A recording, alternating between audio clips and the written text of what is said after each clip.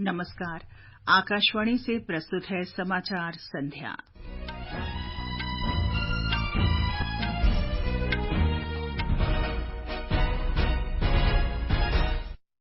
लोकसभा में सरकार के खिलाफ विपक्ष के अविश्वास प्रस्ताव पर आज चर्चा हुई। बहस कल भी जारी रहेगी। संसद ने अंतर सेना संगठन, नर्सिंग और मिडवाइफरी आयोग, राष्ट्रीय प्रबंधन संस्थान अधिनियम में संशोधन और दंत चिकित्सा आयोग से जुड़े 4 विधेयक पारित किए। निर्वाचन आयोग की 6 राज्यों में विधानसभा की 7 सीटों पर 5 सितंबर को उपचुनाव कराने की घोषणा। फ्रांस का 2030 तक 30,000 भारतीय विद्यार्थियों को प्रवेश देने का लक्ष्य। भारत और वेस्टइंडीज के बीच तीसरा T20 अंतर्राष्ट्रीय क्रिकेट मैच गयाना में जारी।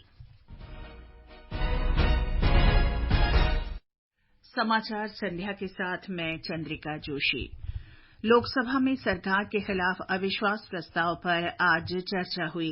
दोपहर 12 बजे कांग्रेस सांसद गौरव गोगोई ने प्रस्ताव पर बहस शुरू की।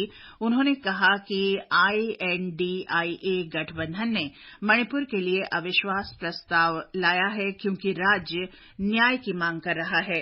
प्रधानमंत्री मोदी जी अगर प्रधानमंत्री होने के नाते एक शांति की पहल करें, उस कदम में जो ताकत है वो किसी मंत्री या किसी सांसद में वो ताकत नहीं है। एक प्रधानमंत्री जी ने आज तक मणिपुर के मुख्यमंत्री को बर्खास्त क्यों नहीं किया? भाजपा के निशिकांत दुबे ने नवगठित गठबंधन INDIA की एकता पर सवाल उठाया। उन्होंने अतीत के कई उदाहरणों का हवाला देते हुए आरोप लगाया कि कांग्रेस शासन के दौरान समाजवादी पार्टी, राष्ट्रीय जनता दल और तृणमूल कांग्रेस सहित विपक्षी दलों के नेताओं के खिलाफ मामले दर्ज किए गए और कार्रवाई भी हुई। तृणमूल कांग्रेस की सौगत राय ने भाजपा पर सवाल उठाते हुए कहा कि पार्टी ने पश्चिम बंगाल में एक प्रतिनिधि मंडल भेजा था, लेकिन मणिपुर में नहीं भेजा। राष्ट्रवादी कांग्रेस पार्टी की सुप्रिया सुले ने इस मुद्दे पर मणिपुर के मुख्यमंत्री के इस्तीफे की मांग की। समाजवादी पार्टी के डिंपल यादव ने मणिपुर में मानवाधिकार उल्लंघन पर चिंता जताई। बीजू जनता दल के पिनाकी मिश्रा ने अविश्वास प्रस्ताव का विरोध करते हुए कहा कि इसे कांग्रेस पार्टी लेकर आई है और इसका खारिज होना निश्चित है। सदन में विपक्षी दलों के हंगामे पर सवाल उठाते हुए उन्होंने कहा कि विघटनकारी राजनीति का लाभ न पहले मिला था और न भविष्य में मिलेगा। I cannot support a no confidence motion against a central government today, even though we are against the BJP as a political party. But a central government which may not have given us our entire wish list. No central government ever can give every state government's entire wish list. I recognize that fact. Shiv Sena Uddhav Balasaheb Thackeray के अरविंद सावंत ने आरोप लगाया कि केंद्र 70 दिन तक मणिपुर मुद्दे पर चुप रहा। श्री सावंत ने कहा कि ये सरकार का कर्तव्य है कि वो आवश्यक कदम उठाए, लेकिन वो विफल रही है। पृथ्वी विज्ञान मंत्री किरण रिजिजू ने कहा कि केंद्र के खिलाफ अविश्वास प्रस्ताव ऐतिहासिक है क्योंकि ये आखिरी प्रस्ताव होगा जो नए संसद भवन में सत्र शुरू होने से पहले ही खारिज हो जाएगा। विपक्ष पर निशाना साधते हुए उन्होंने कहा कि गठबंधन को INDIA नाम देने से कुछ नहीं होगा, जबकि वे वास्तव में देश के खिलाफ काम कर रहे हैं। आज का जो अविश्वास प्रस्ताव लाए हैं कांग्रेस पार्टी, मैं ये मानता हूं कि कांग्रेस पार्टी और विपक्ष के जो लोग हैं वो खुद ही बाद में पछताएंगे। I want to tell on record that the opposition party will regret that this no confidence motion is brought in a wrong timing and a very in a wrong manner. आज परिस्थिति बिल्कुल उल्टा है। आज भारत का छवि विश्व में बहुत तेजी से आगे बढ़ रहा है। कांग्रेस सांसद मनीष तिवारी ने कहा कि संसद में अनुच्छेद 370 हटाए जाने के 4 वर्ष बीत चुके हैं, लेकिन जम्मू कश्मीर में अभी तक विधानसभा चुनाव नहीं हुए हैं। उन्होंने केंद्र सरकार पर निशाना साधते हुए कहा कि कोविड महामारी के बाद से भारत चीन झड़पों पर संसद में कोई चर्चा नहीं हो रही है। अविश्वास प्रस्ताव पर चर्चा कल भी जारी रहेगी। इस बीच राज्यसभा में भी आज मणिपुर और अन्य मुद्दों पर गतिरोध बना रहा। सदन की कार्यवाही बार-बार स्थगित होने के बाद दिन भर के लिए स्थगित कर दी गई। संसद ने आज 4 विधेयकों को पारित कर दिया। इनमें अंतर सेना संगठन कमान नियंत्रण और अनुशासन विधेयक 2023, भारतीय प्रबंधन संस्थान संशोधन विधेयक 2023, राष्ट्रीय नर्सिंग और मिडवाइफरी आयोग विधेयक 2023 तथा राष्ट्रीय दंत चिकित्सा आयोग विधेयक 2023 शामिल हैं। इन विधेयकों को राज्यसभा ने आज मंजूरी दी। लोकसभा इन्हें पहले ही पारित कर चुकी है। अंतर सेना संगठन विधेयक अंतर सेना संगठनों के ऑफिसर इन कमांड को उनकी कमान के अंतर्गत कर्मियों पर अनुशासनात्मक और प्रशासनिक नियंत्रण रखने का अधिकार देता है। ये विधेयक सेना, नौसेना और वायुसेना के सभी कर्मियों और केंद्र सरकार के अन्य बलों के उन कर्मियों पर भी लागू होगा जो अंतर सेना संगठन में सेवारत हैं या उससे जुड़े हुए हैं। रक्षा मंत्री राजनाथ सिंह ने कहा कि नई चुनौतियों का सामना करने के लिए ये जरूरी है कि तीनों सेनाएं बेहतर समन्वय के साथ काम करें। चैलेंजेस हम लोगों के सामने आ रहे हैं, उनका सामना करने के लिए हमारी सेनाएं, चाहे वो आर्मी हो, नेवी हो, एयरफोर्स हो, उनके अंदर की बेहतर कोऑर्डिनेशन होना चाहिए। इसी बात को ध्यान में रखकर यह बिल सदन में लाया गया है। तीनों सेनाओं के पर्सनल्स आपस में एक साथ मिलकर काम करें। तीनों सेनाओं के मिलने से ही एक इंटर सर्विसेज ऑर्गेनाइजेशन बनता है। भारतीय प्रबंधन संस्थान संशोधन विधेयक 2023 में भारतीय प्रबंधन संस्थान अधिनियम 2017 में संशोधन का प्रस्ताव है। इसमें भारतीय प्रबंधन संस्थानों को राष्ट्रीय महत्व के संस्थान घोषित किया गया है। नए अधिनियम के अंतर्गत आईआईएम निदेशक की नियुक्ति चयन समिति की सिफारिशों के आधार पर बोर्ड ऑफ गवर्नर्स द्वारा की जाएगी। इसके लिए पहले कुलाध्यक्ष की मंजूरी लेनी होगी। शिक्षा मंत्री धर्मेंद्र प्रधान ने कहा कि केंद्र का भारतीय प्रबंधन संस्थानों की शैक्षणिक स्वायत्तता में हस्तक्षेप की कोई मंशा नहीं है।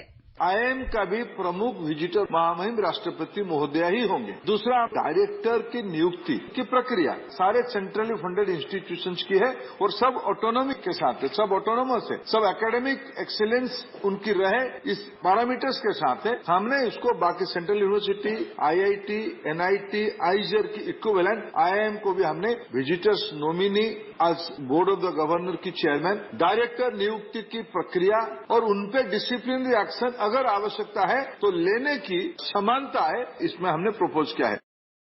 राष्ट्रीय नर्सिंग और मिडवाइफरी आयोग विधेयक 2023 में नर्सिंग और मिडवाइफरी पेशेवरों द्वारा शिक्षा और सेवाओं के मानकों के विनियमन और रखरखाव का प्रावधान किया गया है।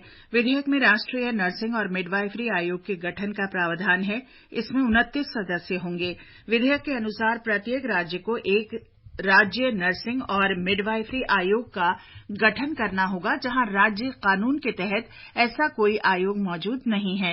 राष्ट्रीय दंत चिकित्सा आयोग विधेयक 2023 विधेयक का उद्देश्य देश में दंत चिकित्सा के पेशे को विनियमित कर गुणवत्तापूर्ण और किफायती दंत चिकित्सा शिक्षा प्रदान करना है। ये विधेयक दंत चिकित्सा अधिनियम 1948 को निरस्त करने के लिए लाया गया। इसमें दंत चिकित्सा शिक्षा और दंत चिकित्सा के मानकों को विनियमित करने के लिए राष्ट्रीय दंत आयोग, दंत सलाहकार परिषद और 3 स्वायत्त बोर्डों के गठन का प्रावधान है। ये आकाशवाणी है। निर्वाचन आयोग ने आज झारखंड, त्रिपुरा, केरल, पश्चिम बंगाल, उत्तर प्रदेश और उत्तराखंड में 7 विधानसभा सीटों पर उपचुनाव की घोषणा की है। 5 सितंबर को मतदान और 8 सितंबर को मतगणना होगी। नामांकन दाखिल करने की आखिरी तारीख 17 अगस्त और नाम वापस लेने की आखिरी तारीख 21 अगस्त है। विधायकों की मृत्यु या इस्तीफे के कारण ये सीटें खाली हुई हैं। उत्तराखंड की बागेश्वर और पश्चिम बंगाल की धूपगुड़ी अनुसूचित जाति के लिए आरक्षित है। प्रधानमंत्री नरेंद्र मोदी की अध्यक्षता में आज दिल्ली में संसद भवन परिसर में भारतीय जनता पार्टी संसदीय दल की बैठक हुई। संसदीय कार्य राज्य मंत्री अर्जुन राम मेघवाल ने बताया कि प्रधानमंत्री ने भाजपा सांसदों से कहा है कि वे कल से भ्रष्टाचार, भाई भतीजावाद और वोट बैंक की राजनीति के विरुद्ध देशव्यापी अभियान शुरू करें। उन्होंने कहा कि 14 अगस्त को विभाजन विभीषिका दिवस मनाया जाएगा और 15 अगस्त को हर घर तिरंगा अभियान चलेगा। प्रवर्तन निदेशालय ने झारखंड के मुख्यमंत्री हेमंत सोरेन को 1000 करोड़ रुपए से अधिक के कथित भूमि घोटाला मामले में पूछताछ के लिए बुलाया है। श्री सोरेन को जांच एजेंसी के रांची कार्यालय में 14 अगस्त तक उपस्थित होने को कहा गया है। प्रवर्तन निदेशालय ने इससे पहले नवंबर 2022 में मुख्यमंत्री हेमंत सोरेन को पूछताछ के लिए बुलाया था। इस बीच खनन घोटाला मामले में निलंबित आईएएस अधिकारी और रांची के पूर्व उपायुक्त छवि रंजन सहित कई व्यवसायियों को गिरफ्तार करके जेल भेजा गया है। भाजपा नेता और राज्यसभा में सदन के नेता पीयूष गोयल ने कहा है कि एक न्यूज पोर्टल को विदेश से धन उपलब्ध होने का मामला बहुत गंभीर है और ये उन लोगों पर सवाल उठाता है जो लोकतंत्र और स्वतंत्र प्रेस के बारे में बोलने का दावा करते हैं। संसद के बाहर उन्होंने विपक्षी दलों के गठबंधन की आलोचना करते हुए कहा कि एक मीडिया पोर्टल को चीन की फंडिंग पर न्यूयॉर्क टाइम्स की रिपोर्ट ने उन्हें बेनकाब कर दिया है। उन्होंने कहा कि न्यूज पोर्टल के खिलाफ प्रवर्तन निदेशालय की कार्रवाई के बाद विपक्ष ने सरकार पर मीडिया को दबाने का आरोप लगाया था। हरियाणा सरकार ने नूंह जिले के अंतर्गत आने वाले क्षेत्र में मोबाइल इंटरनेट सेवाओं के अस्थायी निलंबन की अवधि बढ़ा दी है और ये 11 अगस्त तक लागू रहेगी। आधिकारिक प्रवक्ता ने बताया कि दुष्प्रचार और अफवाहों को रोकने के लिए ये फैसला किया गया है। समाचार संध्या में आपका फिर स्वागत है। फ्रांस ने अपने यहां अध्ययन कर रहे भारतीय विद्यार्थियों और पूर्व छात्रों को प्रोत्साहन के लिए एक नई पहल की है और इसका उद्देश्य दोनों देशों के बीच शैक्षणिक उत्कृष्टता, सांस्कृतिक समझ और दीर्घकालिक मित्रता को बढ़ावा देना है। प्रधानमंत्री नरेंद्र मोदी ने हाल ही में फ्रांस के राष्ट्रीय दिवस पर मुख्य अतिथि के रूप में फ्रांस का दौरा किया था। फ्रांसीसी दूतावास की एक आधिकारिक विज्ञप्ति में कहा गया है कि राष्ट्रपति इमैनुअल मैक्रों ने वर्ष 2030 तक भारत से 30,000 छात्रों को फ्रांस में पढ़ाई करने की सुविधा देने की घोषणा की है। फ्रांस में स्नातकोत्तर करने वाले भारतीय छात्रों को 2 वर्ष के अध्ययन के उपरांत कार्य वीजा के दौरान फ्रांस में काम करने और पेशेवर विकल्प तलाशने का अवसर प्रदान करना है। सरकार ने कहा है कि देश भर में वस्तु और सेवा कर अपीलीय अधिकरण स्थापित किए जाएंगे। वित्त राज्य मंत्री पंकज चौधरी ने आज राज्यसभा में एक लिखित उत्तर में ये जानकारी दी। उन्होंने कहा कि वस्तु और सेवा कर जीएसटी परिषद की 49वीं बैठक में अपीलीय अधिकरण की स्थापना का फैसला किया गया था। और अब आर्थिक जगत की खबरों के साथ हैं निखिल कुमार। बॉम्बे स्टॉक एक्सचेंज का सेंसेक्स आज 107 अंक लुढ़ककर 65,847 अंक के स्तर पर पहुंच गया। नेशनल स्टॉक एक्सचेंज का निफ्टी 26 अंक नीचे आकर 19,571 पर बंद हुआ। विदेशी मुद्रा बाजार में रुपया आज डॉलर के मुकाबले 82 रुपए 84 पैसे प्रति डॉलर के स्तर पर बंद हुआ और अंतर्राष्ट्रीय बाजार में ब्रेंट कच्चे तेल की कीमत $84 प्रति बैरल के आसपास रही। गयाना में भारत और वेस्टइंडीज के बीच तीसरे T20 क्रिकेट मैच में वेस्टइंडीज ने टॉस जीतकर पहले बल्लेबाजी करने का फैसला किया। ताजा समाचार मिलने तक उसने 13वें ओवर में 2 विकेट पर 91 रन बना लिए हैं। 2020 मैचों की श्रृंखला में वेस्टइंडीज 2-0 से आगे है। चेन्नई में एशियाई चैंपियंस ट्रॉफी टूर्नामेंट में कल भारत का मुकाबला पाकिस्तान से होगा। भारत इस टूर्नामेंट में अभी तक अजेय टीम रही है। भारत ने चीन को 7-2 से और मलेशिया को 5-0 से हराया। जापान के साथ उसका मैच 1-1 से ड्रॉ रहा। विश्व यूनिवर्सिटी गेम्स में भारत ने रिकॉर्ड 26 पदक के साथ शानदार प्रदर्शन किया है। इसमें 11 स्वर्ण पदक शामिल हैं। भारत 5 रजत और 10 कांस्य पदक के साथ 7वें स्थान पर रहा है। ये उसका इन खेलों में सर्वश्रेष्ठ प्रदर्शन है। प्रधानमंत्री नरेंद्र मोदी ने 31वें विश्वविद्यालय खेलों में शानदार प्रदर्शन के लिए भारतीय खिलाड़ियों को बधाई दी है। देश के लिए अपने प्राण न्यौछावर करने वाले वीर स्वतंत्रता सेनानियों को श्रद्धांजलि देने के लिए राष्ट्रव्यापी मेरी माटी मेरा देश अभियान कल से शुरू होगा। ये अभियान इस महीने की 30 तारीख तक चलेगा। और अंत में मुख्य समाचार एक बार फिर। लोकसभा में सरकार के खिलाफ विपक्ष के अविश्वास प्रस्ताव पर आज चर्चा हुई। चर्चा कल भी जारी रहेगी।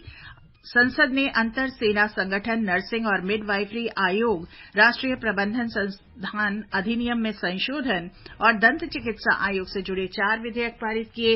निर्वाचन आयोग की 6 राज्यों में विधानसभा की 7 सीटों पर 5 सितंबर को उपचुनाव कराने की घोषणा और फ्रांस का 2030 तक 30,000 भारतीय विद्यार्थियों को प्रवेश देने का लक्ष्य। इसके साथ ही समाचार संध्या का ये अंक समाप्त हुआ। नमस्कार।